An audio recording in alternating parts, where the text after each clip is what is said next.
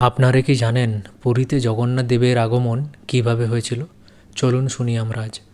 পুরীতে জগন্নাথ টেম্পেলে জগন্নাথ দেবের আগমনের কাহিনী খুবই অলৌকিক ও ভক্তিময়। অনেককাল আগে মালব দেশের রাজা ইন্দ্রদম্নু স্বপ্নে শ্রী বিষ্ণু দর্শন পান। ভগবান তাকে নির্দেশ দেন, নীলমাধব রূপে আমি নীলাচল পর্বতে বিরাজ করছি, আমাকে খুঁজে বের করো। রাজা তার পুরোহিতকে পাঠালেন খোঁজে। বহু অনুসন্ধানের পর তারা জানতে পারলেন এক শবর প্রধান গোপনে নীলমাধবের পুজো করছেন। কিন্তু রাজা যখন সেখানে পৌঁছলেন তখন নীলমাধব হঠাৎ অন্তর্ধান করেন। রাজা ভগ্ন হৃদয়ে তপস্যা শুরু করেন।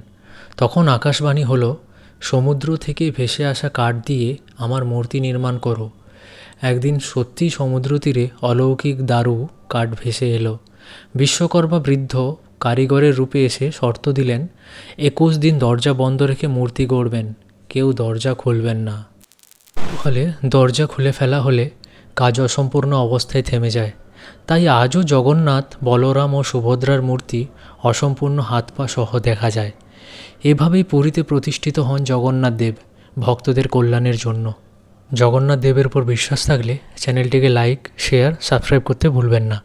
কারণ একটাই, আমরা সবাই চাই ভক্তির বাণী পুরো দেশে ছড়িয়ে পড়ুক।